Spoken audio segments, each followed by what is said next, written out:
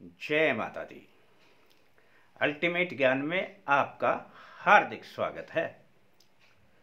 आप अपनी जगह पर खुश रहें, ऐसी माता रानी से प्रार्थना करते हैं।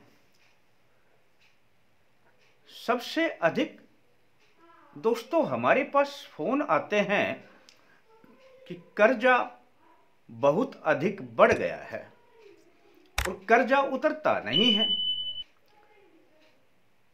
अब नहीं उतरने का भी एक कारण होता है कि हमारे पास धन की वो व्यवस्था हो ही नहीं पाती है और कर्ज जिनसे लिया है उस पर ब्याज भी लगता रहता है, तो वह और अधिक बढ़ जाता है। आज हम आपको ऐसा ही एक छोटा सा उपाय बताएंगे कि आपका कर्जा धीरे धीरे करके उतरने लग जाएगा। यह प्रयोग जब आप करते हैं तो आपने 41 दिन तक रोज करना है और जब भी आप मंदिर जाएंगे तो हल्दी का तिलक लगा करके जाना है। एक बात याद रखना कि हल्दी का तिलक लगा करके ही मंदिर में जाना। किसी भी मंदिर में जाएं, इससे कोई फर्क नहीं पड़ता है।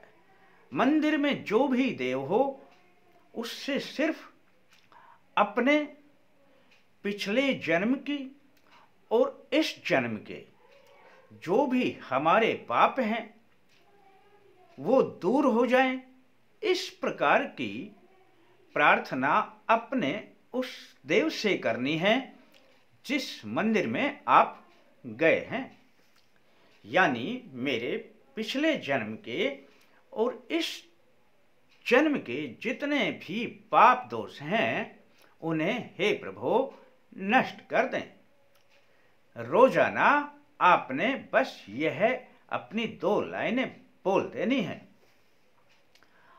इस प्रयोग के साथ साथ में आपने अपने भगवान गणेश के ऊपर 21 दूर्वाएं रोज चढ़ानी हैं। वह आप के जहां जा रहे हैं उसमें भगवान गणेश हो तो उन पर चढ़ाएं, और नहीं हैं तो आप अपने घर के पूजा स्थान में जो गणेश जी होते हैं उन पर भी 21 दूर्वाएं रोज चढ़ा सकते हैं। रोजाना ताजा लेकर के आनी है और पुरानी जो हो जाती हैं उनको एक तरफ अपने रखते रहना है, यानी वो इकट्ठी होती चली जाएंगी। 41 दिन तक ऐसा आपने नित्य करना है। अब जब यह इकट्ठी हो जाएं तो इनको बहते हुए जल में प्रवाहित कर देना है। अब आप देखेंगे कि आपके पास यह प्रयोग करते करते धन की व्यवस्था होने लगेगी। अब ध्यान बस इस बात का रखना है कि जब भी आपको किसी को कर्जा लौटाना हो, यानी किसी को चाहे कुछ थोड़ा भी देना हो, जितना आपके पास आया, तो शुक्ल पक्ष के मंगलवार से ही आप अपना पहला कर्जा उतारना प्रारंभ करें। दोस्तों मंगलवार के बाद फिर चाहे आप कभी भी धीरे धीरे करके वह अदा करते रहें, लेकिन पहली बार जब आप किसी का कर्जा यह प्रयोग करते समय आपने किसी का कर्जा देना, आपके पास पैसे आ गए, तब आपने यह शुक्ल पक्ष के मंगलवार को ही आपने पहला अपना कर्जा उतारना है, चाहे आपने कुछ भी देना है। इस प्रकार का प्रयोग यदि आप कर लेते हैं दोस्तों तो समझ लेना आपका जो कर्जा है वो धीरे धीरे करके अपने आप कम होने लग जाएगा। वैसे तो कर्म प्रधान है, पर कर्म करना ना छोड़ें।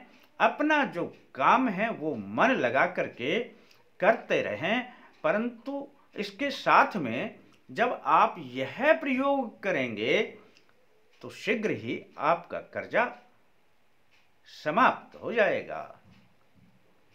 अच्छा लगता है इस वीडियो को अपने यार दोस्तों में ज़रूर बताएं। आपके लिए सिर्फ इतना ही, आप अपने लाइक का ध्यान रखें। शेष शीघ्र ही फिर मिलते हैं नए अंक के साथ। तब तक के लिए जय माता दी।